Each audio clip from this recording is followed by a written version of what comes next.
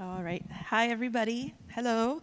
Welcome back from summer break. I'm Carolina Navarro, Deputy Director of the Horological Society of New York, and it's great to welcome everybody to the September 2024 lecture. Before we get started, I'd like to just share a few announcements. All right, September classes are now posted on our Eventbrite. We're offering weekday and weekend courses here in NYC in an array of traveling education throughout North America. So whether you're on the East Coast or the West Coast, we have a class for you. Please visit our website to learn more and to reserve your seats. Okay. HSNY is proud to welcome the Horopedia Foundation as a partner. Since 2021, we've been supporting like-minded organizations around the world, and the Horopedia Foundation is our latest, which is the first online video encyclopedia on watchmaking. It's really worth taking a look, and we had a great time connecting with them at Geneva Watch Days. We look forward to supporting them and meeting their mission. Okay. If you've been with us for a while, you know that we post a summer survey every summer. Our 2024 survey is now live, and we're asking everybody to participate. It's confidential, and you don't need to be a member to support and submit your responses, and it helps us with future planning. So whenever you have a chance, please go to our website and take our survey and answer these really important questions for us. Okay, and now on to our lecture. Many watchmaking brands are born from a family business, but rarely do we get an inside look at the highs and lows of working alongside your relatives. Here to change that and to share the trials and tribulations of resurrecting a family watch company is Nicholas Bowman-Scargill, 4th Managing Director from the Fears Watch Company in the UK. Please join me in welcoming Nicholas to the podium.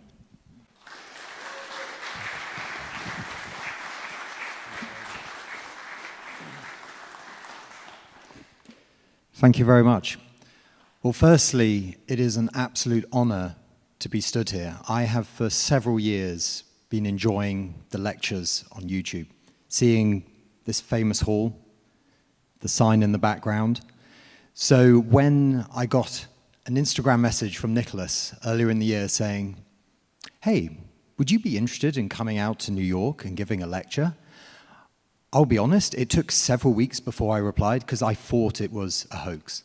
So I am absolutely honored to be here to speak with you all tonight. As the title says, the trials and tribulations of resurrecting a family watch company. Now, I run Fears Watches, one of Britain's oldest watch companies. However, you don't want to hear just about Fears. This isn't me giving you a sales pitch. What I want to do this evening is explain a bit more about what goes in.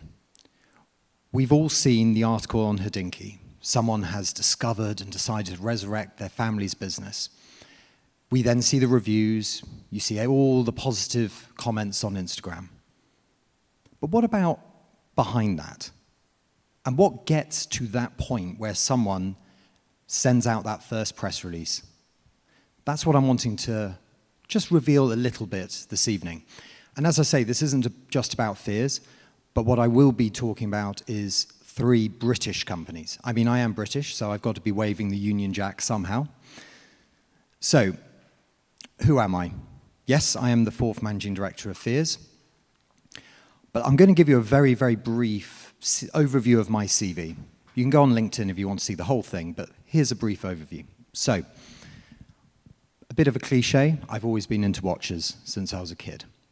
And I know that because the first watch that I ever noticed and recognized and fell in love with was 8 years old, being advertised in the Financial Times. It was a Rolex day date. And I remember being 8 years old and thinking, how clever having this window across 12 o'clock and noticing the little Roman numerals hidden within the chapter ring. And thinking, why doesn't every watch look like that? Until you realize Rolex have good patent lawyers, so, you know, there's a good reason. Now, I didn't want to be a watchmaker at first, but I loved watches. So what did I want to be growing up when I was at school? An investment banker. I did an internship with Deutsche Bank while I was doing my degree in economics, and people often say, why? Well, firstly, I do have an interest in economics, I have an interest in business, but bear in mind, this was the early noughties. Working in investment banking, masters of the universe, you got bonuses. And what did bonuses buy? They bought watches. It was pretty simple as that. Now, I'm 37 years old, so anyone who's quick with maths will realize I graduated in 2008, the worst time to try to get into investment banking. Unsurprisingly, I didn't. I'm not the brightest guy in the world. So Deutsche, quite wisely, said, no, we're not going to entertain that idea. And I scrambled around, and I was lucky enough to find my feet in public relations. So I'm working in this PR company in London, absolutely wonderful, just grateful to have a job, as everything in London is falling to pieces. Now, a few years into this, I start thinking, actually, I think there's more to my life. And I remember in Christmas 2010, I said this to my husband, and he said, well, what would you want to do? So we got out a piece of paper, and he said, pretend you're 7 years old. Pretend we don't have a mortgage. Pretend, you're not based in one location. What would you want to do? And I realized, well, alongside watches being a big passion, I'm also a big train geek. So it became an option of becoming a watchmaker or a train driver.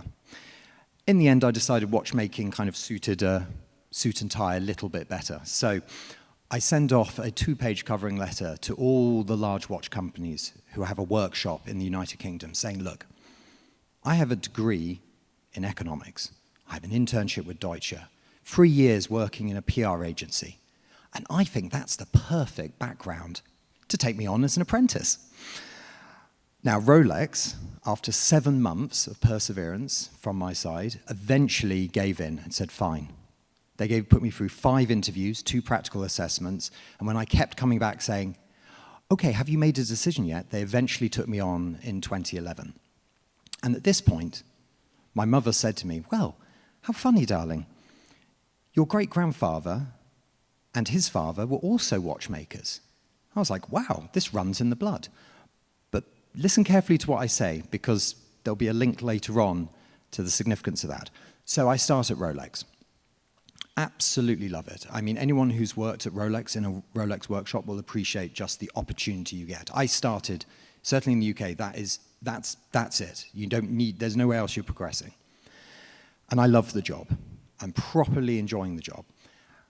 And then about 2.5 years into it, something strange happened. I had the annual meeting with the pension advisor, and the Rolex pension is good, so that was wonderful. But at the end of the meeting, he looks down at my paperwork and he makes a joke, the classic pension advisor joke. Oh, only 39 more years to go, ha, ha, ha. And as I'm going down the stairs, back into the workshop, it suddenly dawned on me, yes, I'm going to be spending 39 years sat at this workbench in this office repairing Submariners, Datejust, maybe one day, if I'm lucky, Daytonas and day dates. And though the job was very fulfilling, I kept thinking, maybe there's more. Maybe there's more that I want to do and achieve. So at this point, you're kind of thinking, I've already been very lucky, right? 2008 could have just wiped me out. Then I was lucky to get a job, and then lucky enough to get a job at Rolex. But, I like rolling the dice. Let's try something new. So I go home a few weeks later, and I'm having Sunday lunch with my parents. I'm saying to them, look, I know I was going to be a banker. I know I then went into PR and then working in Rolex. But I feel I want to maybe set up my own company. I don't know what industry it would be in. So at this point, I'm not thinking watches at all, just thinking, I want to give it a go. I want blue sky thinking. And my mother is serving up the roast potatoes, and she goes, well, darling, why don't you restart the family watch company? Well, thank you, Mum. That's great. I mean, that might have been something useful or interesting to have said to me before this moment. But a few things. One, that was the light bulb moment. If you want that eureka moment of what I'm going to now be doing for the rest of my life, that's it. But the second thing is how grateful I am that I hadn't been aware of it at a younger age, because I might have been foolish enough to attempt it in my 20s, my early 20s, rather than I was 29 when Fears restarted. For me, it was important I did it just before I turned 30. To be honest, today, if I had the choice, I'd try and restart it in my 50s. I want more life experience. Let's talk about the trials and tribulations. Okay. So I've mentioned all the wonderful press articles. Hopefully, if our marketing department's doing its job, 1 or 2 of you may have heard of Fears. You may know who I am. But there's also the other side of it, right? So, the Alliance of British Watch and Clockmakers, newly started. I'm very proud that Fears was one of the 5 founding members of the Alliance. The Alliance is something I believe very strongly on. It's about bringing brands together. That's why I'm here in New York talking about British brands, and 3 of them in particular. But there was something quite interesting, actually, as I was preparing this lecture, because we have a book called Elegantly Understated, 175 Years of the Fears Watch Company. And it was published a few years ago to mark the 175th anniversary of the founding. You'll be pleased to know, in the next few days, the Library of the Horological Society of New York will have 2 copies, so you're able to go and read it. My head of commercial is saying, no, tell them to buy a copy. No, you don't need to buy it. You'll find some copies upstairs. But as I'm preparing this lecture, I suddenly realized something. In the book, we have this beautiful certificate almost. And this is from 1928. This is when my great-great-grandfather, the second managing director of Fears, was getting married for the second time, and it was presented to him. Now, for those who can't see, let's zoom in a bit. So this was presented to him on the occasion of his marriage and also his retirement from the presidency of the West of England Watch Clockmakers and Jewelry Association, of which he was one of the founders. And it's wonderful to see how we're looking at nearly 100 years later, and it kind of all goes full circle. Sometimes it's not just about making new watches, it's about keeping those traditions alive. And so when Roger Smith and Mike France were talking to me about the Alliance, their idea, their dream of this, bringing brands together, I was very proud to show them this and say, well, it runs in the blood. Okay, so this evening, I'm talking about 3 British watch companies. Let's see how many times I can get British into this lecture. I'm going to talk about the histories of these companies. I'm going to talk about the refounders of these companies. And this is an important point. Watch companies being resurrected, I'm not saying it's to a penny, but it happens all the time, right? We were in Geneva Watch Days a few days ago, and there's a brand being brought back for the 2nd or 3rd time. You know, this is something that happens regularly. But these refounders are all relatives of the original founder. So this is keeping it very much in the family. I'm going to talk a bit about how they came to resurrect their businesses. I'm going to talk about the highs, well, some of the highs. And then what you're here for, the lows. So make sure you got your popcorn ready. I'll then do a brief analysis of this. You know, what does it take to resurrect a family watch company? And then we'll finish with Q&A. I'm not going to talk for too long because I love the question and answer session. So we'll get on to that. Okay. Let's get into it. This is a supermarket in the United Kingdom. What does Asda Supermarket, which at the time these photos were taken in March 2020, was owned by Walmart, what does this have to do with resurrecting a family watch company? I restarted Fears in 2016. When I restarted it, I worked every single day on the company, full-time. When I left Rolex, everything was working at Fears. And yet, in March 2020, I found myself as the newest employee of Asda Supermarket. And why is that? Well, March 2020, you may be aware, there was a global pandemic. Nowadays, we talk about the pandemic and we talk about the boom afterwards, or now the bust in recent years. But actually, in March 2020, there was no boom. The world was ending. And for Fears, it very nearly did. We had, running up to March, several months of 0 sales. At the time, a 4-year-old watch company, we don't have millions in the bank. You know, the company basically was teetering. We had a few part-time members of the team, and the accountants are saying to me, make everyone redundant, you know, don't pay your suppliers, don't do any of that. And I said no, because, you know, Fears isn't always been with the sole aim of being a commercial thing. It's about bringing my family's legacy back to life. And with that, you have to pay respect to it. So I said, no, we're going to keep everyone employed. we're going to pay off all the suppliers, make sure we don't owe anything to anyone, and then I'll take a 100% pay cut, which will buy us a few extra weeks of money. Wonderful. Except for when I went home and told my husband, and he goes, great, how are we paying the mortgage next month? So, for 3 months during the pandemic, I was working night shifts at Asda, stacking shelves, picking online orders, go home, sleep for an hour, wake up, run Fears, go to bed, get up again, and run Asda. And the reason I'm highlighting this, and by the way, I got no staff discounts, so I still had to pay for all the food full price, and of course there were queues out the door, so there were no supplies. Anyway, the reason I'm highlighting this is saying, look, behind the glossy imagery, behind the champagne-soaked events, behind the beautiful articles extolling the virtues of what we're creating, there's a lot more that goes into it. Okay, this evening I'm going to speak about, firstly, Duckworth Prestex. This is a brand that was restarted in 2021. I'm good friends with the founder, and actually in preparing this lecture, it was good fun interviewing the founders, rather than being the person being interviewed, actually asking them questions and trying to understand a bit more about what they do. Fears Bristol, of course, I need to talk a bit about myself.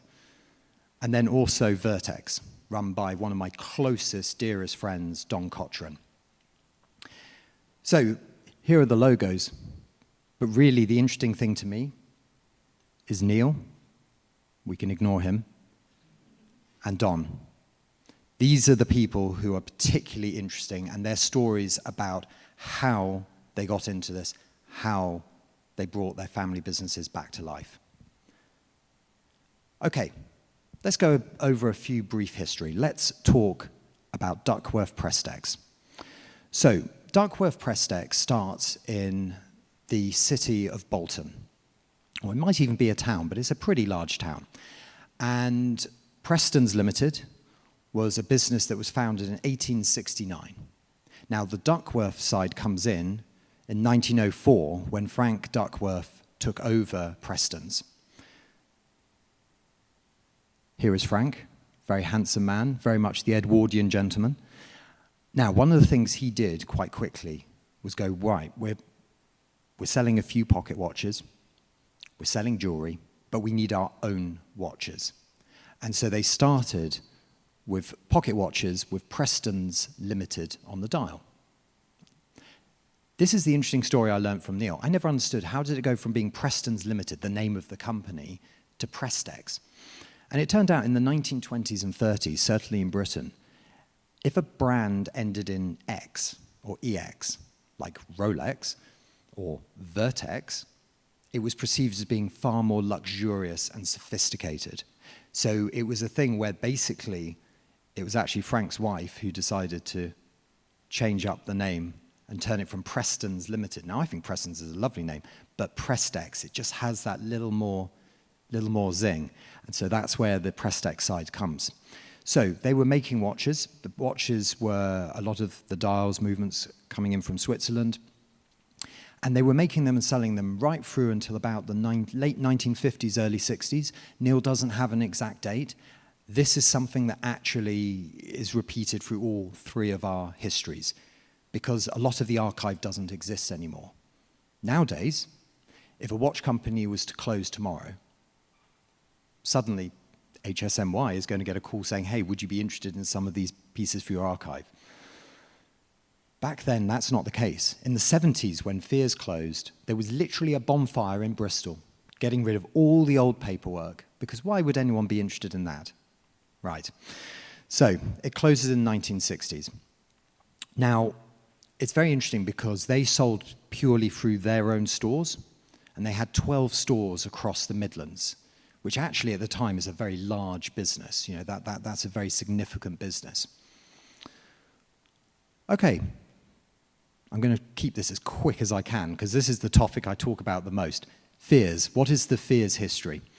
Okay, Fears was founded in 1846, so 20 years before the Horological Society of New York, by this bearded gentleman, Edwin Fear. I may be his great-great-great-grandson. I can't grow a beard like that, unfortunately. So Edwin starts the business in Bristol, and it grows relatively rapidly. So by 1870, his son takes it over, and it grows even further. It starts exporting around the world. In the 1920s, Fears was employing 100 watchmakers in Bristol, which, when you stop and think about that, you start going, I don't think all the watch companies in Britain today employ 100 watchmakers combined. Fears also had offices in Birmingham, in Manchester. They were exporting watches all around the world. And today we actually find watches being offered to the archive from places as far away as the Falkland Islands, Dubai. In the 1950s, Fears had a retailer in Dubai, Australia, all around the world.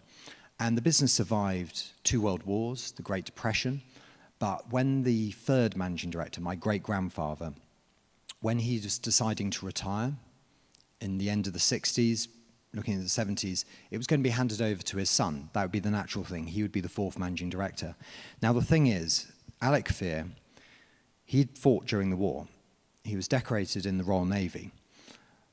He didn't want to just work for the stuffy old family watch company back in Bristol. That wasn't very interesting. This is the 60s. This is the 70s. You know, everything is swinging. Everything is new. Everything is modern. Mechanical watches, they're old-fashioned. And so at that point, they realized the company was going to close. Nowadays, of course, you would sell it or merge it or turn it into something others. But back then in the 70s, British businesses were transforming rapidly. And you had some, like Lever Brothers became Unilever, you know, the big rival to Procter & Gamble. But no, Fears, it went. It died. So 1976, after 130 years, it closed its door. Now, here's an interesting point. If you go and look at the first articles written about Fears in 2016, when I restarted it, if you look at the first brochures, it all talks about Fears closing in the end of the 1950s, not the 70s. And there's a reason why. We had no archive. We had no information showing an exact date it closed. Until one day, I get a phone call through on the Fears phone number. And it's this gentleman with a thick West of England accent. And he was irate.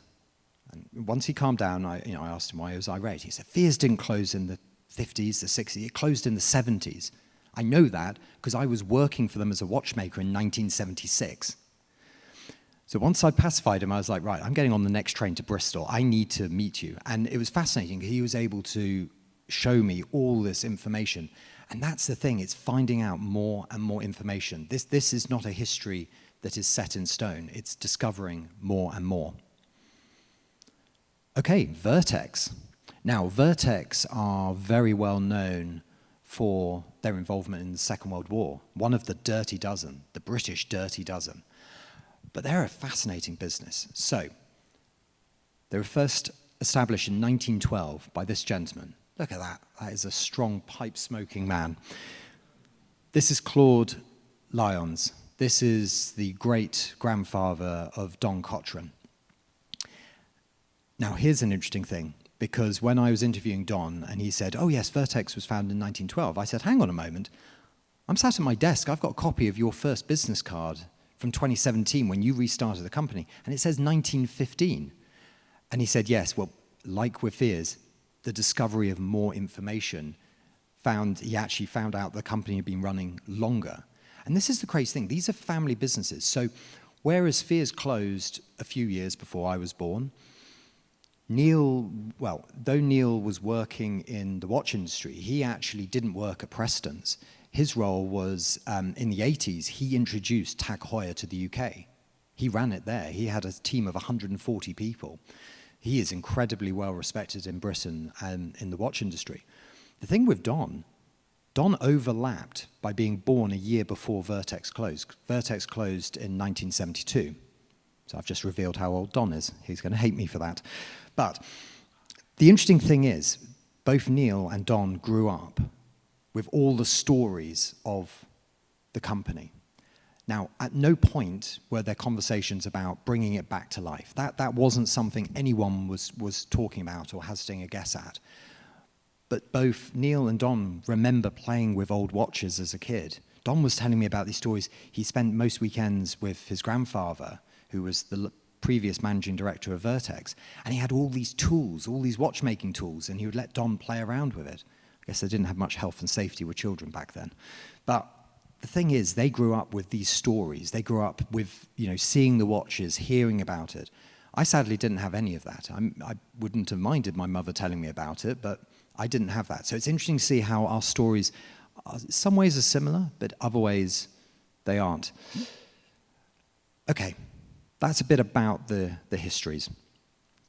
What actually goes into restarting a watch company in the 21st century? Firstly, you need to actually reincorporate it as a company, which in the United Kingdom it costs £13, $15, and within a few hours you own a company. Congratulations. But you can only get the company if it isn't too similar in name to other companies, so that's something very, very keen to do. However, before you do the reincorporation, there's something a little more important, and this is a very interesting part of it. Before you think about restarting a watch company or starting a watch company, trademark. Absolutely. I'm very lucky. My father has nothing to do with the watch industry, but he is a corporate lawyer. So he gave me a lot of advice early on. When I first said, look, I'm thinking of restarting Fears, he said, don't tell anyone until you've reincorporated and you own the trademark. Because he said to me, if you don't own the trademark, you don't have the company. Which, in my late 20s, I was a bit like, what do you mean I can just have the company? No, if you don't have the trademark, you don't have anything. Now, here's the thing. When Don came to restart Vertex, someone owned Vertex. Someone owned the original trademark that used to be owned by his family's company. So he had to buy it off them. Now, fortunately, it didn't bankrupt him, but he had to go to them. And if they had said no, that would have been it. There would be no Vertex today. There would be no revival of the Dirty Dozen. With Neil and Duckworth Prestex, it's quite interesting because originally he thought of restarting it in 2017, and his business partner at the time basically talked him out of it, said, don't do it. It'll be too difficult, it's too risky. And so he didn't actually think about it and research it properly until 2020. And here's the thing with the trademark. When he went to find out about the Prestex trademark, it had lapsed 2 years before. Preston still owned it, and they hadn't renewed it. So he was able to buy it. Now, he, like Don and myself, have all said, if we couldn't buy the trademark, if we couldn't own our family's name on the dial, none of this would exist. For me, I was very lucky. Clearly, the Fears trademark wasn't worth very much to anyone, so it had lapsed, and I was able to just register it. So that was nice and simple. But it is that interesting thing when you realize, like, right at the very, very beginning, if you don't have the family name on the dial, the three of us, we weren't going to set up watch companies unless it was our family's watch company. And sometimes people say to me, well, how do you say it's your family's watch company? It closed. And I'm very open. All three of us are very open about the fact that these companies closed. Certainly when you see brands coming back to life in Switzerland, I'm not knocking Switzerland here, but quite often they'll try and gloss over that. There'll be a bit of polyfiller in, and it will be like the timeline goes suddenly from the 1960s to 2000 and nothing mentioned in between. For us, we all want to make a point of this because this is part of the history. It's a living history which we're adding to. Okay, market position. Okay, this is the economic side of my brain coming out. You've reincorporated. You own Fears Watch Company Limited, Vertex London Limited. You have the trademark for Prestex. Now what? It's one thing saying we want to make a watch. We could just make one watch, and then we've succeeded, right? We brought the company back to life, and there is a watch with the name on the dial. But actually, you've got to think practically and go, making watches is expensive. Where are we going to position it in the market? And this is where the three of us diverge very quickly. So I mentioned Neil was running Tag Heuer in the UK. He then was subsequently distributing and managing a lot of different brands in the UK. So this man knows a lot about watch retail in the UK, and he knew exactly the price point, the spec. He knew exactly where he wanted to position Duckworth Prestex.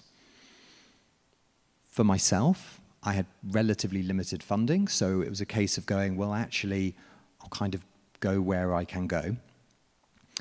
For Don, it was very interesting, and this is actually how I view it today whenever we're creating a new watch. He basically said, how much will it cost to make?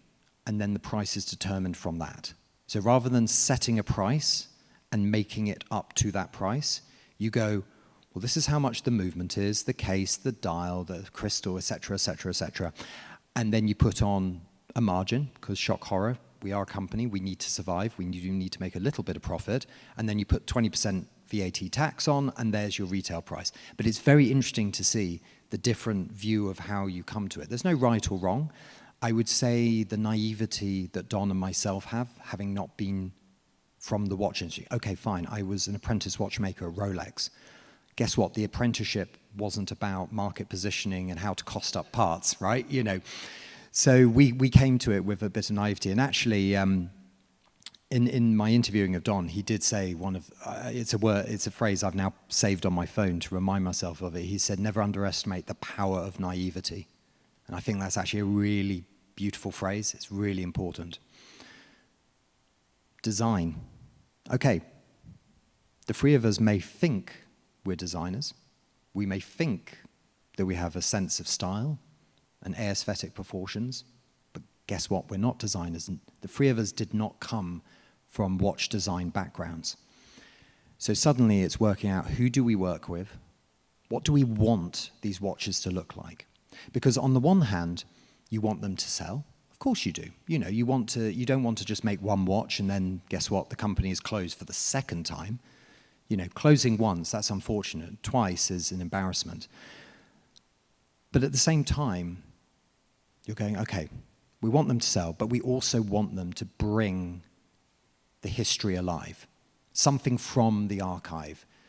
And it was very interesting because Don was very clear. He wanted to recreate a modern interpretation of the Dirty Dozen watch, the very famous watch that really, helped Vertex during the Second World War.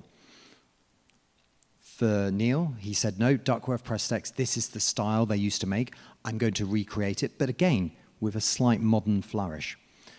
For me, as I'll show you in a moment, I went and said, no, I don't want to recreate anything from the archive.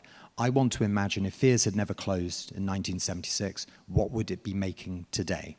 And that means looking at the archive and pulling out different elements. And it's very interesting because people often go, well, look, if you're a company with all this heritage, surely you just want to make some of the beautiful items in the archive. And I go, okay, fine. But actually, the vast majority of watch companies who have histories as long as ours, that's not what they do. They bring out a certain re-edition, but they're looking forward. And if we don't look forward, we don't have a company.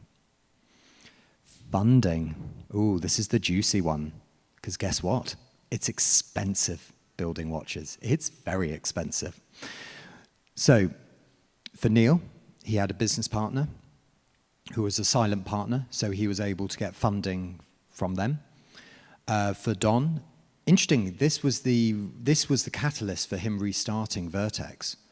So his grandmother, who he was very close to, passed away at the age of 99 and a half. He was like, she was months away from turning 100. Incredibly unfortunate. But when she passed, she left him some money.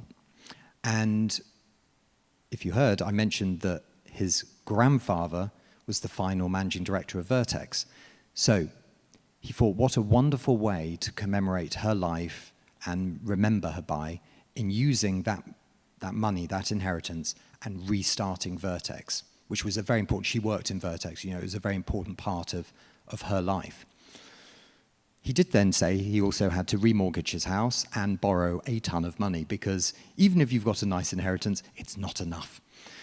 For myself, I ended up selling my watch collection.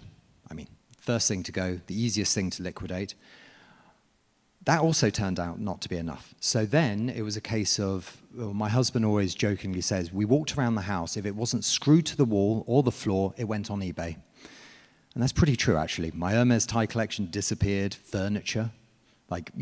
We sold a lot of things to pour every single penny into the company. And those director loans are still in the company, which gives me a strong incentive to make sure it doesn't go under. But it's very interesting because you start off with that. And then you go, the question is, and people ask me this, and I very openly will say it, a year ago, we took on our first round of investment. I sold part of the company. Don't worry, I still own a huge amount of it, but, I did sell a little bit. I didn't get any of the money. Of course, it goes into the business.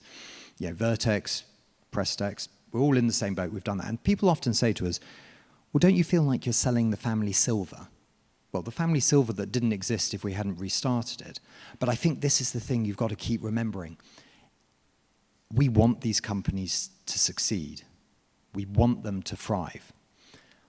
And I think that's something where you have to be very practical, because the watch industry doesn't, the watch world, the watch market, it doesn't need any more watch companies. We have to fight to even be recognized. When I was in Geneva last week, it was the first time after 8 years of running Fears when I'm walking down the street with some of my colleagues, and suddenly the CEO of Chapek or Oris is coming up to me and knows my name. And for me, it's going, oh my goodness, that's a real, and I know I'm name dropping, but let me have it. It's that moment when you go, actually, here we are, all in Britain, fighting hard and slowly gaining recognition. When and how to actually do the launch? Because you go, well, actually, as soon as you discover you have this history, as soon as you decide I've got the inheritance, I'm going to do this, as soon as you find that no one owns the trademark so you can actually do it, the thought is just go for it. But actually, you've got to take a step back and go, no, we've got to get this right. In my case, if you look at when Fears was incorporated, it was about 2.5 years before I actually brought it back to life. That was 2.5 years of going into Rolex every day and thinking, I know I'm going to be leaving here one day. Every lunch break, I would run to the nearest Starbucks to work a little more on the business plan, desperately worrying that one of my colleagues would find out, report me to management, and I'd be thrown out on my ear. But it's that thing of you can't do it too soon, you can't do it too late, you've got to get it just right. Now, that's not just the case for a family watch company, that's the same for any watch company. There's a right moment, there's a wrong moment, but really you get to a point in the end and you just go, we just need to get it out there. We need to get it out into the world. The first year, the first 365 days. Why is 365 days significant? Because there is a stat, and this isn't just British watch companies, this is global. If on day 0, 10 watch companies are founded,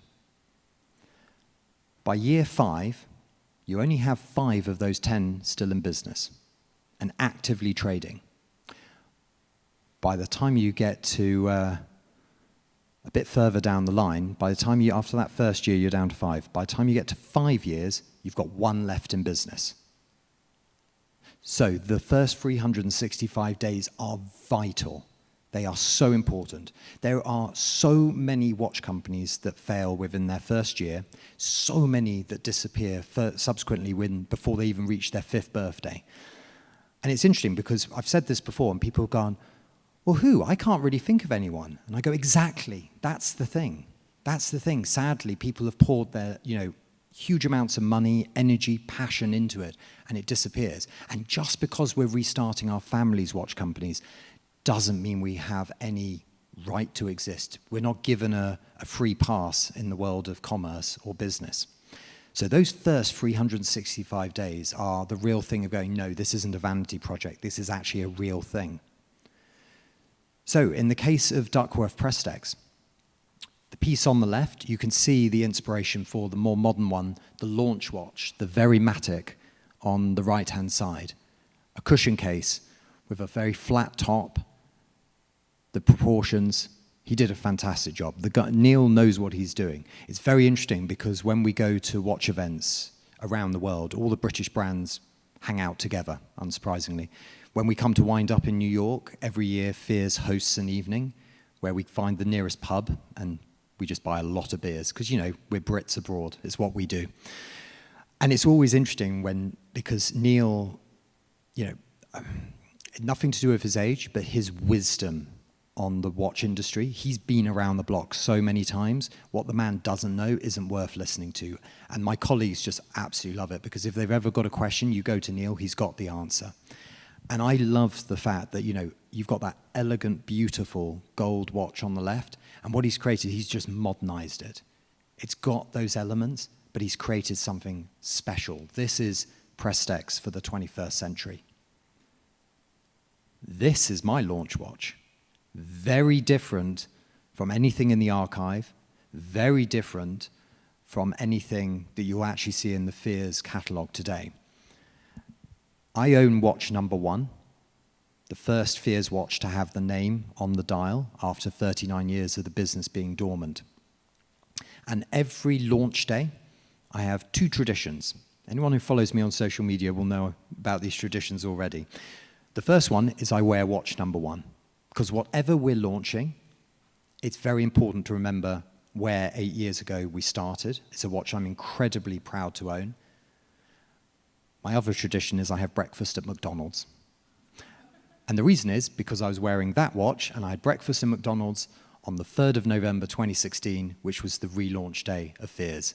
And I'm a little superstitious, so, you know, we've got to keep those traditions alive.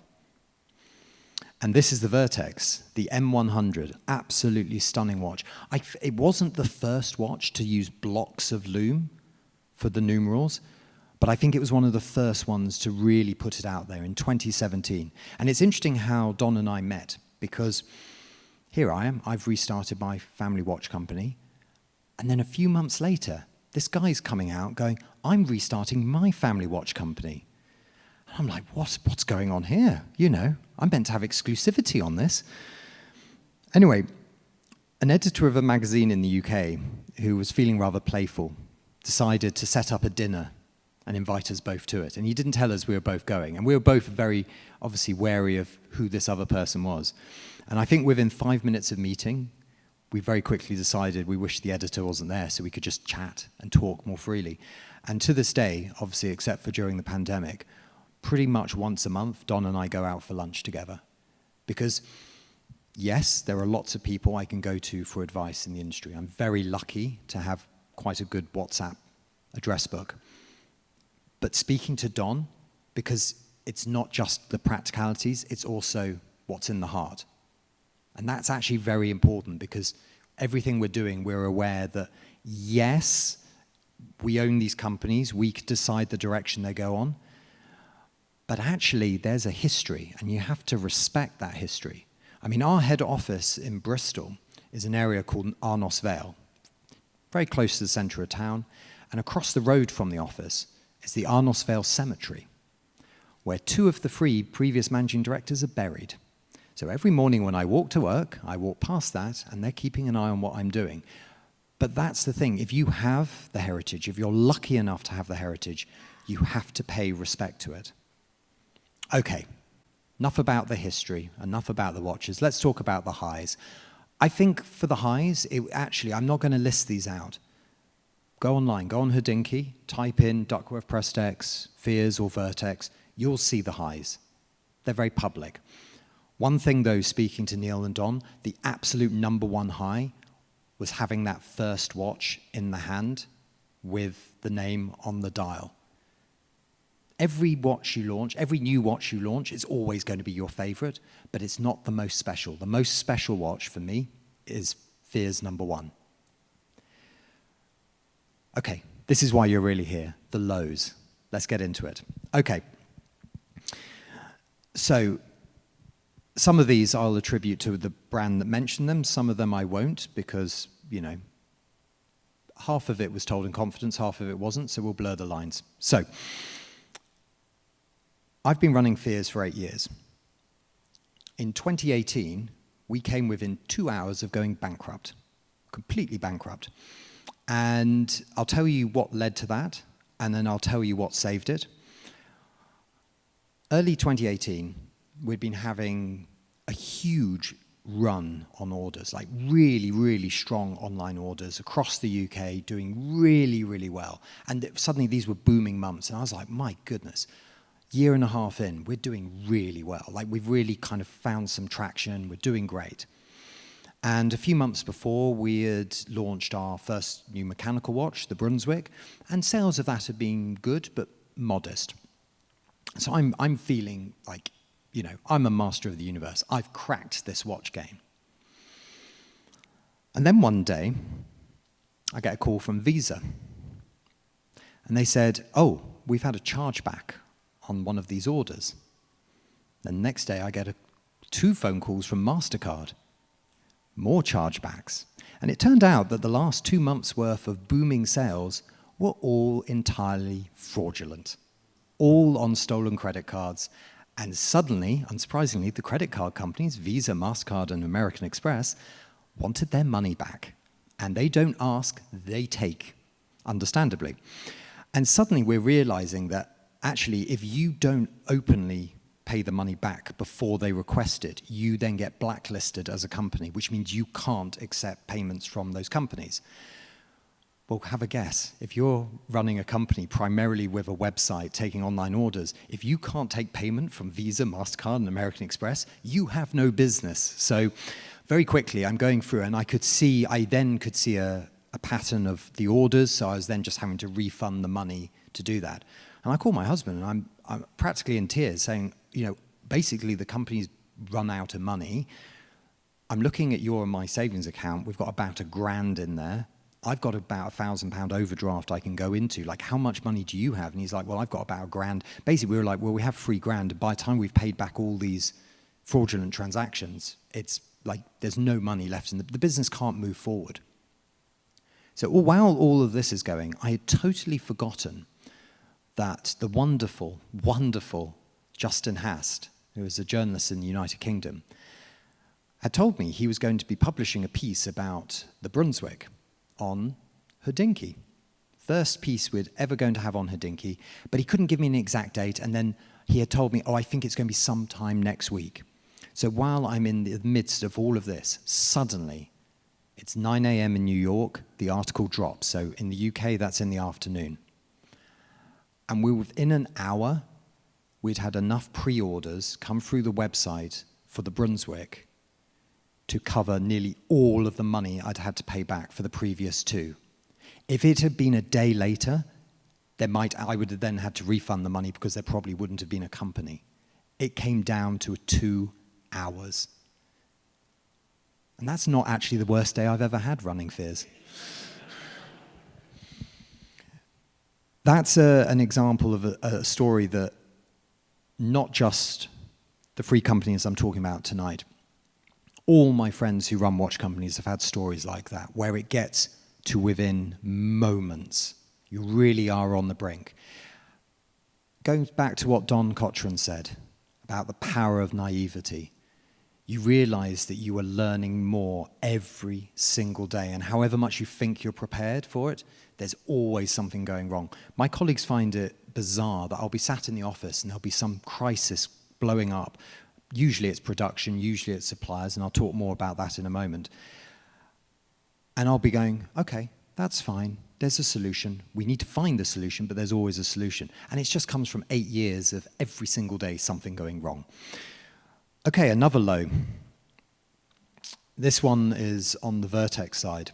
So building up for a very significant launch in the last couple of years, and everything, all the marketing is gearing up for the watches being with them at the end of June so that they can launch in July, ship in July. This is a big launch. This is a big deal. And then about a week out, Don contacts Switzerland, goes, right, so what day do I expect them to come? And anyone here who has worked with any supplier in Europe will know what I'm about to say. We'll try for the end of November. And suddenly, all that money, all that time, all that investment, you just suddenly are going, well, hang on, but I need those watches to sell those watches. Hang on, the articles have already, I've already been speaking with the media. They're going to write about this watch, but they won't be able to buy the watch, And this is something that happens every single day running a watch company, is a supplier will tell you, this is coming, this is coming, this is coming, this is coming, and then the day before will go, oh, I'm really sorry, it's actually going to be 6 months from now. It is absolutely chaotic. We have Gantt charts. Gantt charts are how we run Fears. I'm afraid to say they are just using Excel, nothing too glamorous. But on the Gantt charts, to build a watch like I'm wearing now, we work with up to 20 different suppliers. That's herding 20 different feral cats. They're absolutely crazy because you've sent out all the technical drawings, you've got all the quotes, and you're trying to time it all so everything arrives at this point. And we've had it before where then suddenly, say, our dial maker will call us up and say, look, I'm really sorry, our CNC machine that cuts the numerals, which are then applied on the dial, has broken, so we can't ship the dial. And I'm going, well, hang on, I'm about to pay out for 200 watch cases, 200 movements, 200, you get the drift. And anyone here who's worked in business will know the two words, cash flow. If you can't sell the watch and ship the watch, but you've got to pay all those invoices, it's juggling a lot of that. Now, I'm very lucky. I've worked with most of our suppliers for 8 years. And so now we have a working relationship where we're able to say to them, look, rather than 30-day payment terms, doesn't 90-day payment terms sound better? Product that doesn't work. Oh my goodness. Now, this is one I'm not attributing to any one brand, but I think all three of us have all said this between ourselves. You work so hard on a new watch. You might do a bit of research, but really you're wanting to create something you want to create. And you show it to the initial, your friends and family, your brains trust. Everyone loves it. You show it to the media. They're gushing about it. Even the retailers say, this is going to be a hit. And then you launch it, and then it's tumbleweed. And tumbleweed for week after week after week. I can't tell you how many times I've had that. Now, usually, the watch will then gain traction and will find its place and will do well. But those moments when you're thinking, hang on, we're not a massive company with huge backing where we can just absorb not selling something that we've invested so much money and time in. Because don't forget, that's the other thing. I employ 10 people. I know that firstly, I'm responsible for 10 people's mortgages and rents. One of my colleagues is about to become a father next month, so I'm indirectly going to be financially responsible for this kid as well. But you're also, as a business owner, realizing that, I know how much 5 minutes of someone's time working in Fears costs the company. And if you've poured lots of that into a new watch and it doesn't land, it's not only financially bad, from a company management side, it's bad, but from morale, for company morale. And then, lastly, your personal feels horrific. Right at the beginning, I showed you Asda Supermarket and my lovely name badge, which is now, I have donated it to the Fears Archive because it is part of the company's history. Without doing those 3 months of working at Asda Supermarket, there would be no Fears watch company today. But the pandemic, and I'm not going to dwell too much on it because it was obviously an incredibly horrific time for a lot of people. But I remember in March, I was attempting to go on a family holiday with my parents, and we got as far as Miami and Fort Lauderdale, and then the cruise was cancelled. I mean, we were foolish. We knew the world was about to stop, but we thought one last hurrah, one last trip. Anyway, I head back to the UK with my parents on the last British Airways 747 flight from Miami to London, by the way. I'm also an aviation geek, so that was quite an important trip. Anyway, I arrive back in the UK, we all hug, we say goodbye, don't know what's going to happen, don't know when I'll see you again. And I get on the Piccadilly line, and I'm travelling back into central London. And from there, I was going to head on to Canterbury, where I was living at the time. And I'm thinking, this is really bad. My accountant's already telling me the sales have gone through the floor, like everything is falling to pieces. And I'm thinking, who do you call in a crisis? Don Cotran. So I called up Don. I said, hey, what are you up to? And he says, I'm taking my kid to school. I don't know if I should be doing that, but I'm doing that. He said, what are you up to? And I said, well, I've just arrived back from America. I feel pretty bad. Everything is falling to pieces. And this is where the man is a legend. He goes, okay, well, I'll tell you what, I'll meet you at Annabelle's on Berkeley Square at 9:30. And so I arrive into, basically it's a deserted London. I can't remember what day of the week this is. Maybe it's a Wednesday or something. And it's everything's empty. Everything's closed. And we go to Annabelle's. For anyone who doesn't know, Annabelle's is a very fancy private members club very posh, very fancy clientele, and it's empty. And we go in and we sit down, and Don goes, "What do you want to have?" And I say, "Well, I just want a drink. I know it's 9:30 in the morning, but I don't want a cup of tea. It's hardly going to hit the spot." And then, of course, the bar manager comes over and explains, "Well, their liquor license doesn't start till 10 a.m. So we do get a cup of tea each. And then as soon as our watches hit 10 a.m., we're like, right." And this is what I love about Don, is he's very good at putting things in perspective, but he's also going, right, the world is ending. It's like that scene in Casablanca where Rick, they're watching the Germans and the tanks are coming into Paris. He's doing the flashback and he's like, "Well, we've got all these bottles of champagne to get through. Come on, let's go." So Don and I crack open a bottle of champagne. What do you do when Rome is burning? And once we got through that, we moved on to a second one. At this point, I'm thinking I'm about to go bankrupt. Why not? Why not just have another glass of champagne? And we're talking about what happens. We're saying, is there going to be a luxury watch industry? Is there going to be a luxury industry? Is anyone going to be buying anything other than face masks and hand sanitizer? What's going to happen? And it sounds very dramatic now, but if you go back to March 2020, it was so scary. It was so scary. And especially when you know that what you do is make something that nobody needs in the way of like bread, water, heating, shelter. I will argue you need it here, but you don't actually need a luxury watch. And I remember I walked out of Annabelle's and Don goes, "Well, you know what? If it does all go to insert expletive, remember one thing, we've actually succeeded." And I was like, "What on earth are you talking about?" And he goes, "We brought our companies back to life. We actually did it. Fine, the pandemic may kill it, but we've actually done it." And it's very interesting when you realize that's what I remind myself. If I have a day where some huge crisis is happening or it suddenly feels like we're never going to get out of this problem, you go, actually, I have succeeded in that way. Right, today, where are these companies? Well, we've all succeeded. We all got through the pandemic. Duckworth Prestex today, they have grown their range considerably. If you are in New York next month, please go to Wind Up. Please go to their stand. That's just a shameless plug for them. They are absolutely wonderful. You'll meet Neil. Great watches. I particularly like this, the California dial. He did this for Wind Up in San Francisco, which I rather liked. California dial, yeah, very clever. Told you, he's a clever man.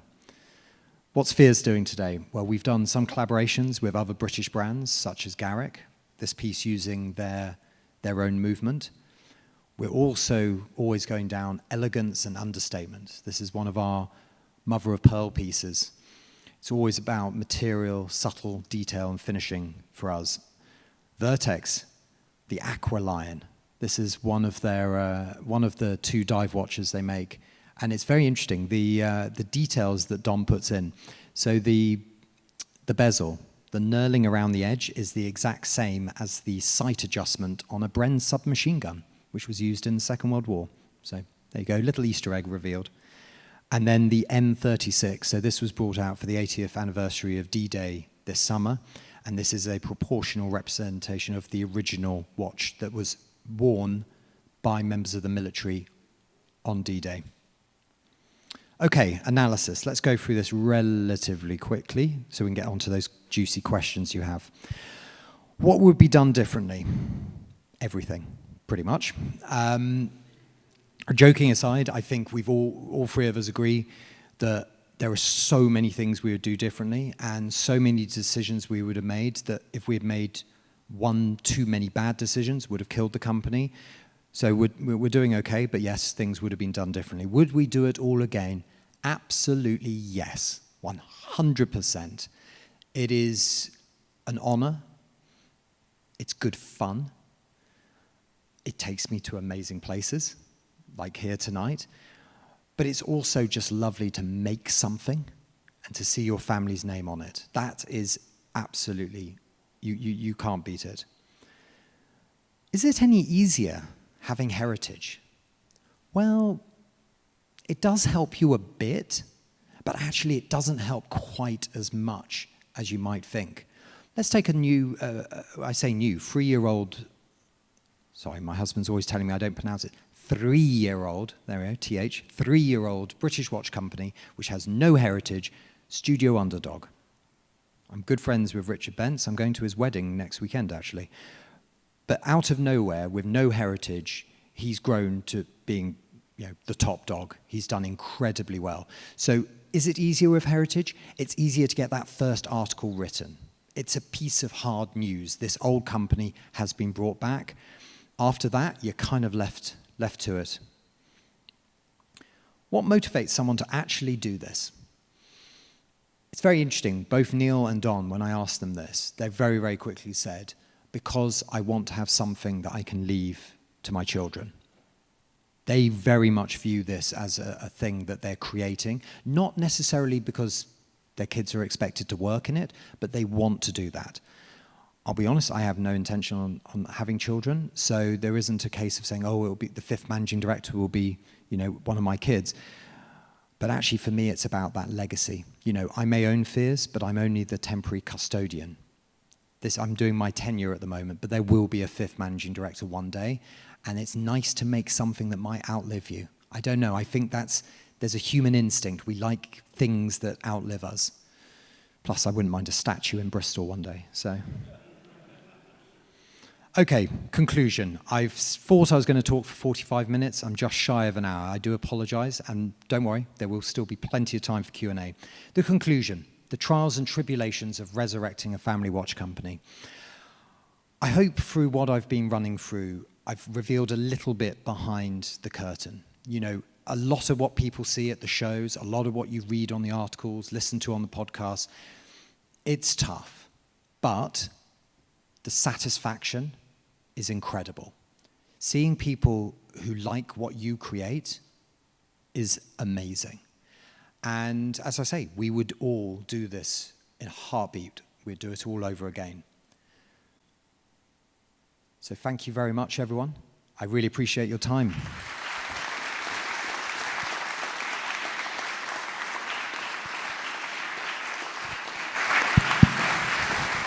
Alrighty. I love it. I already see some hands in the air. Thank you so much for your wonderful lecture. It was really refreshing to get that raw behind the scenes look. And I don't know about anyone else, but I'm going to be calling my mom today and asking if we have any watchmakers in my family that I could talk to. There was a question back here. Yes. Thank you for your time. It's a wonderful lecture. I had a question, I guess, drawing on a previous comment, working with other British watchmakers. Could you, based on your life experience with the company, could you tell more about the atmosphere, sort of just being in the same room with other companies, especially when you talk about the difficulty in working with subcontractors, right, for components and subcomponents, right? So I would imagine it's a line between, there's a difference between starting a company and then being established, right? Is it more of a collaborative effort, right? Do other companies want to grow the industry? So when they see someone trying to enter the pool, it's like, hey, we'll be more collaborative, we'll share technical details, this is how we did it, or, maybe networking and sort of getting a better relationship with subcontractors, or is it more of a combative relationship? It's like, oh, this is competition, we don't want you to succeed. Could you just expand on that, please? Thank you. Certainly. Life experience, my goodness, I feel old already. 8 years, I think, though, is a bit of life experience in the watch industry. We see a lot. Okay, it's very interesting. 2016, when I first restarted, I contacted a lot of British brands, and I said, hey, this is what I'm doing, this is who I am, I'm going to be relaunching in X number of months, I have some questions. A lot of brands wouldn't speak to me. Back then, it was very much a, no, why would I give you the trade secrets, right? Why would I help you? Now, interestingly, one of the first people who didn't have that attitude, who said, yes, let's grab a pint, what do you want to know, was David Brailsford, the founder and owner of Garrick Watches. David's one of my closest friends now. Without David, a lot of Fears wouldn't exist. To be honest, we probably wouldn't be in business without the advice and introductions he's made. And I've said that to him many, many times, and he gets very embarrassed, but it's true, like, that support. Okay, now let's go from 2016 to, I'd say about 2018, 2019. There's definitely a thawing. There's definitely people are beginning to talk, people are beginning to offer help and a bit of advice. So much changed when the Alliance of British Watch and Clockmakers was founded. I do think there's a reason that Roger and Mike came to me when they first had the idea and said, look, we'd like you to be one of the founding members. They openly said, partly because we want your contact book. You talk to the brands already. They already know you. You socialize with them, So that would be useful, but also, like, what can the Alliance do? And it's very interesting because quite often people will look at the Alliance and say, well, what does it do in terms of education? What does it do? And I think one of the most important things is it means we have 95 trade members. And if one of them wants to contact me, they speak to the Alliance will check with me and then give out my contact details. And suddenly we're bonded. It's an alliance, we're joined together. And the thing is, it's that shared realization. I'm not selling a pint of milk. If you go to a supermarket and buy a pint of milk, you're not going to another supermarket to buy a pint of milk because it will go out of date, right? So, you're only getting one. With watches, it's different. Okay, fine. People's budgets may mean that they're not buying a new watch every single day of the week. Absolutely. But, and this is where the alliance and Britishness comes in, it's going, if someone's debating about buying a watch, I want them buying a British watch. And there's a good reason. I have absolutely nothing against the Swiss. I work with a lot of Swiss suppliers. The reason I want them to buy a British watch is because if British watch companies succeed, if they grow, if they develop, collectively, we can start hiring more watchmakers. We can start, and guess what? Watch companies don't just employ watchmakers, they also employ finance people, marketing, operations, commercial, these roles. And at the moment in the UK, we don't have these roles. Like when I'm looking for, someone to work in my commercial department or marketing or finance, the people coming to me aren't coming with watch industry experience because our industry is so relatively small. Whereas in Switzerland, being a watch company CEO is a job. There's a job description. People do that. They move from one company to the other. In the UK, we have one British watch company whose CEO is not the founder. Just let that sink in for a moment. You suddenly realize how much ecosystem we don't have. And so that starts from, again, I don't know why I keep plugging Wind Up, but I'm going to be there, so why not? But if you're there, look at the British brands, because even if you're buying a watch from one which is, say, a couple of $100, or, $200,000, if you're going to Roger Smith, you're supporting the growth of a very passionate industry and an industry which we are working together. A very practical point is suppliers. If I'm looking for a new supplier, I can go to the EPHJ watch fair in Geneva in June.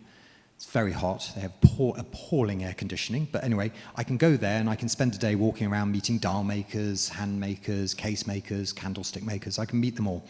But actually, if I just pick up the phone to other British brands and go, hey, who would you recommend? Or have you ever worked with X? Are they any good? Or do they screw you over? That's very important. And so some of those relationships that I've got with our suppliers today, I would only have found them via the recommendation of someone else. It's getting better and better. Now, there is a flip side to this. Over the last few years, with the huge growth of watches and people's interest in it, there are a lot of people who go, hey, I'm going to set up a watch company. I'll get rich off this.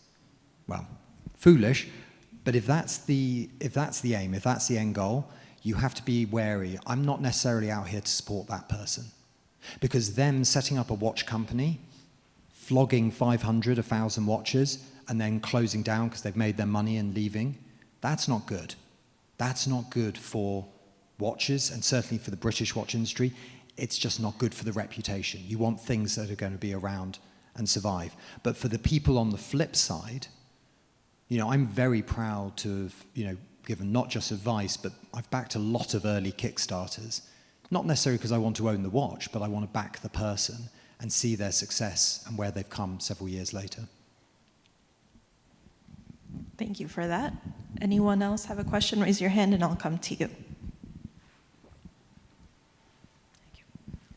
Thank you for that. So what I want to know is that first watch that you made when you restarted Fears, I know you own the number one. Yes. What was the most important thing to you before like shipping that watch out, like, you know, bringing it to the world? It's interesting because partly it was having Fears on the dial. That was very significant. But I'd say the most significant thing is actually that I still feel every single day when we get a new dial sample or case sample or anything, is realizing that it wouldn't have existed if I hadn't thought about it and made it happen. You know, it's not, except for the movement, it's not using standardized components. You know, that size of sapphire crystal was made for that watch. Those hands were made for that watch. These aren't off-the-shelf parts. And there's something very, I don't know, you realize that actually you've made an impact. And you suddenly realize, like, you know, and touch wood, it doesn't happen, but, you know, if I get knocked down by a bus, there's something that will outlive me, something where, you know, there'll be that little footnote in history that, you know, you've created something. Some people say that's very egotistical, narcissistic, vain, but I think fundamentally people like to make things, like to create things. And for me, that's, I would say that's the most significant thing. Suddenly realizing that actually, you know, only a few years after, you know, being at Rolex, I'd actually created something. Thank you.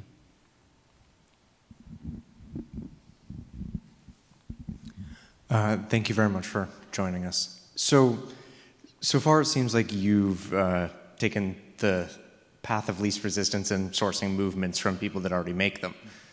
Is there a future where you would consider making your own movements, and is that still a bridge too far, or is that something you're considering, given that you've kind of solved some of the prior issues? Very good question. Myself and a lot of British companies would very much give a very simple two-word answer. Absolutely not. Absolutely not. Look, I should be here saying, yes, of course we want to develop a British in-house movement and all of that. I hope that might happen in my lifetime. I don't know why it should, and I don't know if it will. And people will question that, and exactly, right? Like, you know, here I am saying surely it should, but actually look at the history of British watch companies. Most of them were using Swiss movements already, right? And you go back 5 years ago, when certainly, or even further, when Swatch Group first announced that ETA were going to be limited on movements, and there was this big rush from everyone, we've got to have in-house, we've got to have our own movements. The thing is, the companies that have done that, their backing, their financial resource is phenomenal, but it's on a level that is just completely out of scope. So, you know, I worked it out. I was talking to some companies in Switzerland who had been working on developing their own movement, and this is for a relatively large watch company. So we're not talking about a super high-end hand-finished movement. We're talking like a good workhorse movement. And you suddenly realize that if I sold everything that I own in Fears, all my shares, and the person who bought it borrowed double the amount that they've just bought Fears for, they still wouldn't have enough money. They wouldn't have spent enough money. It's so unrealistic to get there. Now, there are companies that have done it very well. Nomos in Glashütte, good example. But remember, they had a long time where they weren't using their own movement, right? You know, they got themselves up to a volume where they were then able to do that and develop it. You know, there is, it has been tried in the UK. I mean, Garrick, you know, they've worked with a Swiss company, a Swiss watchmaker, to develop two movements which are exclusive to them. But, you know, we're talking about movements that you can make less than 100 a year. You know, these are hand-finished, it's very complex. Other people have tried to do it in terms of going, when I say mass, not mass market, but mass scale. Bremont, good example. But, you know, most recently they've announced that's not really the direction they're actually going to take. And I think it's that realization that people like to go, yes, I want to buy a British watch with a British movement inside. And then when you tell them it's going to be 15 grand, they go, yeah, actually, Selita's okay, you know. So that's why I don't want to waste my time, energy, and effort on what I think is a fool's errand. I would rather see case manufacture, dial manufacture, those elements come back to the UK before we start seeing movements. We just don't have the ecosystem. You know, if you're in Switzerland, and this is the crazy thing, for anyone who's been to Switzerland, been to the Valley du Joux, and, you know, been around, every other building, every other, you know, warehouse is something, some company making something for the horological industry. You go to the UK, and we don't have that. We don't even have a center point. There's no Geneva, there's no Neuchâtel. I mean, actually, the Alliance did point out that the west of England, where Bristol is, so we're west of London, does actually have the highest proportion of watch companies in the UK. So for me, that's going, okay, great, you know, let's establish watchmaking schools there. Let's, you know, hope that the first ever British casemaker can properly be located there. But right now, we just don't have the ecosystem. There just isn't there to exist. So hopefully that's answered your question, because the expression you first gave is what a lot of people think, but, you know, I've got to be realistic here, and I speak for a lot of the British watch industry with that answer. There was someone on this side. How you doing? I want to thank you for this because this is very, very informative. I wanted to ask you, I noticed that from what you said, in order for you to get to this point, you had to continuously focus on the positivity. And by you focusing on the positivity, it allowed you to unlock your hidden character. But for most, it's difficult to get to unlocking because they have to focus. So I want to ask, what was it that made you be able to continuously focus on the positivity? That's a very good question. I think I said to Mike France, another name drop, CEO of Christopher Ward, a few years ago, I said to him that I think for anyone to set up a watch company and to run it successfully, you need to have a bit of ego. You actually do. You need to have that sense of saying, there are so many incredible watches out there, but yet I still think I can do something and bring something to the table. I think this is where heritage helps, because there is this legacy. There is this thing you can point to which kind of deflects a bit of that, I'm just going to make something because I want to make it. I think the positivity comes to that comment that Don Cochran made to me outside Annabelle's as the pandemic's about to rage, about that actually we've already succeeded. And I think if you hold on to that, it's that thing that keeps pushing you forward. I'm not very good at looking backwards. I'm very much someone I'm worried about what's happening in the next hour, the next day, the next week, the next month, the next year. And then every so often you stop and you look around and go, oh my goodness, Fears has grown for 4 years, it was just me. The first 2 years of Fears, I was using a friend's MacBook on a secondhand desk, not even in a spare room, but on the landing in my house share, because we didn't even have a spare room. You know, and here we are today, we have 2 premises in Bristol, you know, I have a team, I have an executive team, it's all, you know, and all of that. And but in my head, I'm still that 29-year-old wearing watch number 1. And I think it's trying to hold on to that feeling of like, just, you know, there's so much more to do. There's so much more to do. Hopefully that answers.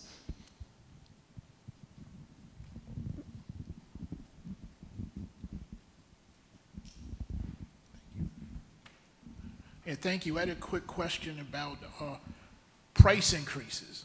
How do you deal with your suppliers, and what determines when you raise the price? Because a lot of things I've noticed, the prices seem to be obviously going up, but it seems to be somewhat arbitrary. So maybe you can explain a little bit about that. And Certainly. Pass it on to, and how you might pass it on, or when you don't pass it on to your end user. Certainly. I mentioned at the start of my lecture about when I was funding the restart of Fears and I'd sold watches, and then, you know, you need more money. There's a very, very simple reason back then why suddenly everything I was buying and committed to went up in price. It's called Brexit. So I left Rolex in February 2016, Fears restarted in November 2016, the 23rd of June, we have the referendum. Overnight, my invoices that I had to pay in Swiss francs and euros went up by £8,500. Bearing in mind that my startup budget for Fears was about £30,000. That's a huge increase. It taught me very quickly, exchange rates, they're nasty. They really, really can derail you. So that's one thing. But my goodness, before the pandemic, prices might go up from a supplier a little bit. But generally speaking, when you went back to reorder, the price would be lower because you'd already paid the tooling cost, and that's fine. Since the pandemic, the prices are just going up and up and up. And to build a watch today compared to, say, 2021, 2020, can be easily 30% more expensive. It's not just saying, our movement manufacturer charges more. We're getting parts made for us, so everything, of course, comes with tooling costs. But tooling costs for us have gone up. In some instances, with our dial maker, they now charge an extra 50% on tooling charge. And so you start looking at it all. Now, in terms of pricing, because you can't just stomach that, right? You can't just, keep, absorbing that. But over the last few years during the boom, I was quite shocked to see just how prices were going ridiculous. And look, this is being recorded, so I'm not going to name names.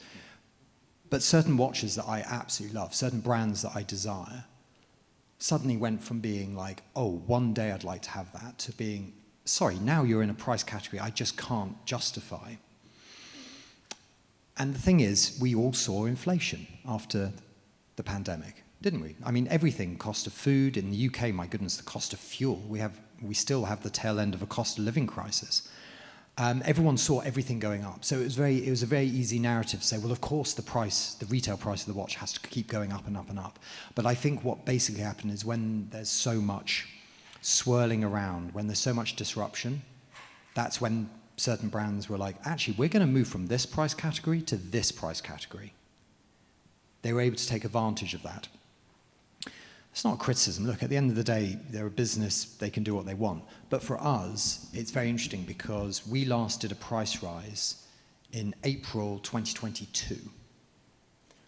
And most quarters, I'm seeing another 0.% shaved off our margin. And I said to our head of commercial, actually a couple of months ago, look, we need to consider in 25 doing a price rise. We haven't done one for so long. And it was really interesting. You would have thought he's the first person to go like, yes, we need to put the prices up, make more margin and stuff. And he just was like, I think we need to just hold on because, as a company, we're doing okay. And I say okay during the slowdown in the global watch industry. But my goodness, the horror stories. When you talk to brands, it's a bloodbath out there. And you just realize that actually now is not the time to put up prices. But as and when you do, it's by a small amount. It's not a jump of 20% or 30%. That's ridiculous. But I can say that it is a fact that the cost of building a watch has gone up. Take labor, for example.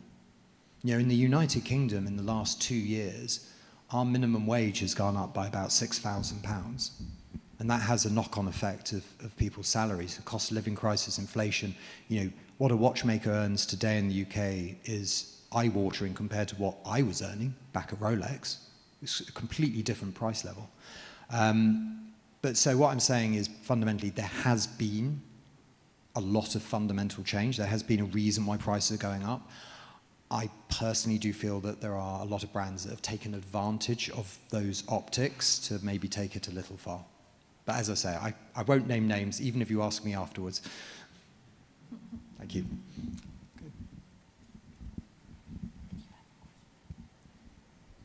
Any other questions? Okay, I'll come to you and then you. One aspect of the Fears brand that I really like is the typeface that you use for your logo. So I'm wondering if you have a story behind the creation of that, or if it's a recreation from before the brand closed, anything about that. Certainly. So actually going to the comment the gentleman made behind you about the positivity. We've had 3 logos since I restarted Fears. The interesting thing, and I hope this is, I see this as a positive, most people don't realize that the logo has changed 3 times. That first one was very much taken from a watch from the 1940s. It was just a recreation. And that worked, and that was fine, but it didn't feel quite refined enough. So I had to go at refining it, and it got a bit better. And then it would have been, 2020. My goodness, yes, 2020. I started working with a chap I'd known for a couple of years in the UK on Instagram, 1 Hour Watch. I'm sure a lot of you will know who he is, Lee. And he'd been doing a little bit of work with us on some numerals, and I said, look, I want a new logo. And it's very interesting because I was thinking before this started, when you've got all those brands who support HSNY on there, so many of those brands I basically put on a mood board, and I said, I want to create a logo that feels part of this, that it matches it. And one of the interesting things Lee pointed out was he said, well, so many of them have a location. You know, Audemars Piguet, Le Bras, you know, Patek Philippe du Genèvre, you know, Lange-Zunner, Glashütte, you know, they have a location. So he said, you need to put Bristol. And I said, well, no, I never want Bristol to be part of the logo when we don't have a physical presence in Bristol. I restarted Fears in London. I then moved to Canterbury. My husband's a maths professor, so I follow him to whichever university he's working at. We're now up in North Yorkshire, so every week I've got one hell of a commute down to Bristol.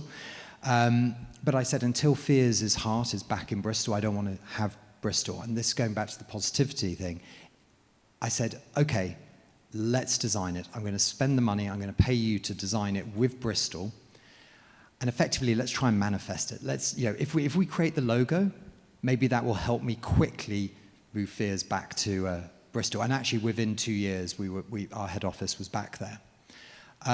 So the new logo isn't a direct. It actually looks more traditional, and it has serifs compared to the 1940s logo, which was sans serif. So it's actually very interesting. When you look at it, you think it's an older logo, and that's the wonderful thing about Lee. He is such a good, if anyone wants to know anything about typography on watches, there's a very, very good lecture he gave at a typography conference in Paris. Yes, they do exist. And he talks all about it. He did his master's in horological typography. And for the last 2.5 years, I'm very proud to say he's our head designer at Fears. So one of those lovely things, he started off being a freelancer, became a friend, and now he works with me every day. But he's very good at looking at the archive and going, how do we create something that will fit within the Fears heritage, but it's actually modern?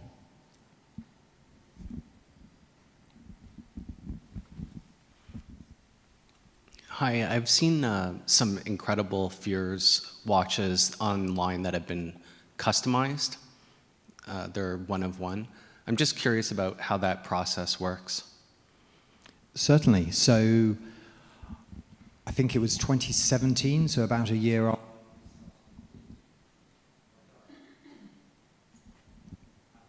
Oh.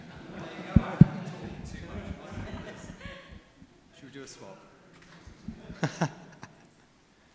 Okay, I'm back. Ooh, I'm louder. There we go. Okay, so in 2017, a year after I'd restarted Fears, God, I really am loud, okay. I decided I wanted to offer a service where we would do custom watch straps, custom engraving. You know, we were getting a lot of requests for this. And then by 2018, it turned into custom dials. By 2019, we've made one-off bespoke watches for people. It's a division of the company called Fears Custom. Through that, we then also do watches for collector groups, retailers. It's actually now grown beyond that. It's now grown into a division of the company where we do white labeling for other watch companies. So we have a B2B division which will do everything from branding, marketing, strategy. Yes, you can pay the company, and you can have several days of me one-on-one telling you and working with you to create your watch company. Then for our design department, we have, as I mentioned, Lee, who does incredible design work. We also have an incredible CAD engineer, Laura, who lives in the UK, but she studied engineering at MIT, which I hear is quite good. But then we can go through into procurement. We can source components for you. We can then, work with workshops. We can do the build. And for some British watch companies, we also do the dispatching for them. So we can do a complete end-to-end service, and that all started from making custom watch straps. But no, it is something we do. We make a few one-off piece uniques for individuals. We also do it occasionally where we'll make 5 for a collector group or something like that. We don't publicize it anywhere on the website. Even our B2B services, we don't. We're lucky to be very busy, but if you drop the company an email, someone will very quickly come back to you and take it from there. All right, thank you. I see a lot of people on the Fears company website on their phone, so I'm very happy about that. We're going to take one more question in the back, and then Nicholas is going to hang out for a while. Thank you. I'm Sylvie, and I'm doing some research on the connection between slavery, the longitudinal price, and watchmaking.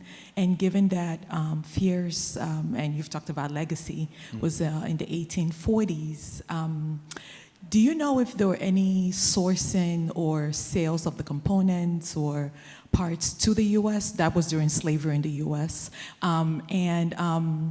Either for Fears or for other British watchmakers. That's one. The second question is, when you look to revive a company, what are some of the values of the past that you don't take on in the present? Thank you. No, 2 very good questions. I mean, Bristol, it's an incredible city. It's got incredible heritage, but a huge amount of Bristol was built on slave trading. That's where a lot of the money for the city came from. There were riots in 2021 where, they ripped down a lot of the statues and threw them into the harbour. Now, the council quite rightly decided not to put them back up, and a lot of the buildings, the streets that were named after these original founding fathers of Bristol, they made a decision quite rightly to go, actually, that's a part of our history we need to have in the museum. We need to talk about it. But we shouldn't be celebrating these people anymore in the way it was done before. It's very interesting when we look at the history of Fears, and in terms of components, that was either in Bristol, the UK, or Switzerland.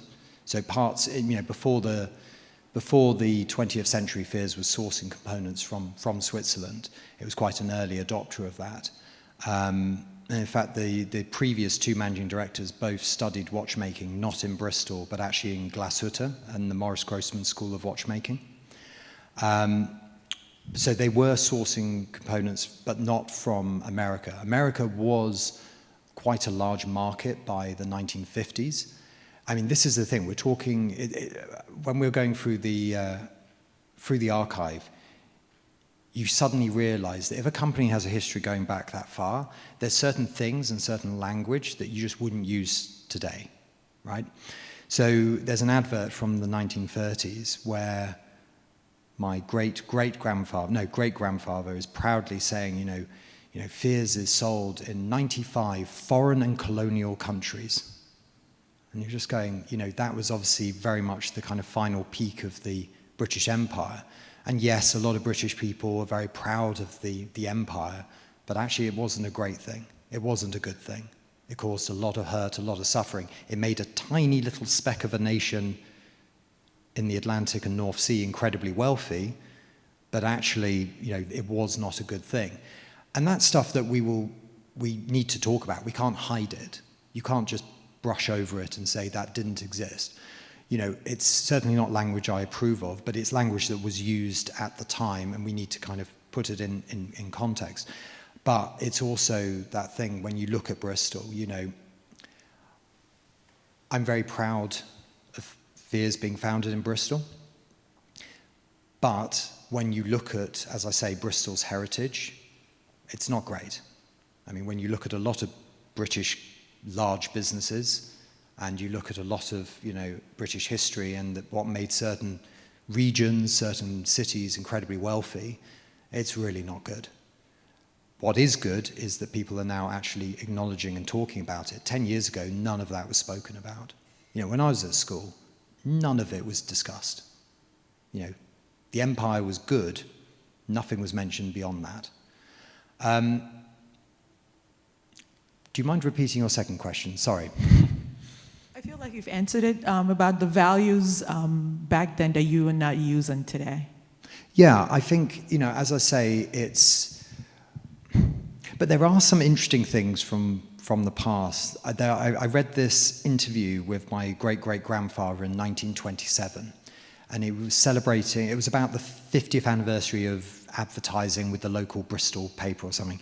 And one of the things he was asked about was what he had seen over the last 50 years of being basically running Fears. He started running Fears in 1877. And he said the use of the telephone, and he said how positive it was how many women now worked in the workforce, like how many women he employed. And the guy would have been somewhere in his 80s. You know, he was born in the Victorian era. Like, it was bizarre, but wonderful to read that. I'm the fourth managing director of Fears. There was actually a secret second managing director between Edwin and Amos Daniel, which would make me the fifth. But she was never registered as a managing director of Fears because back in Victorian England, that didn't happen. So Edwin dies in 1873. His son wasn't yet 21, so wouldn't have been able to legally take over and run the business. So they had 4 years where they needed to wait before, and everyone was deciding who at the company would run it. And it was actually Edwin's third wife, because back in the Victorian era, people died very young and quite regularly. And Charlotte Fear, for 4 years, ran Fears, ran this business in the Victorian era to keep it going and keep it out of other people's hands so it was ready for Amos Daniel, who wasn't actually her biological son, but was ready for her son to take over and continue it forward. And it was fantastic to hear about it. In our book, we have a whole section about Charlotte Fear, but she was not officially recorded as a managing director of the company. But she's buried with Edwin in the Arnos Vale Cemetery. So it's when the books arrive later this week, and once they've been processed and you can read it, definitely have a read in the chapter about Edwin, about Charlotte. She's a very, very interesting woman. So it's, these are things that, I'm very happy to shout about actually Fears back in the 19th century was being run by a woman. Like, how many watch companies today are run by women? Shockingly few. But there are also aspects of the history which aren't so good, but we still have to talk about them. We can't gloss over them. You can't have the good without the bad, sadly. Great. Nicholas, thank you so much for your lecture. We look forward to seeing what you do.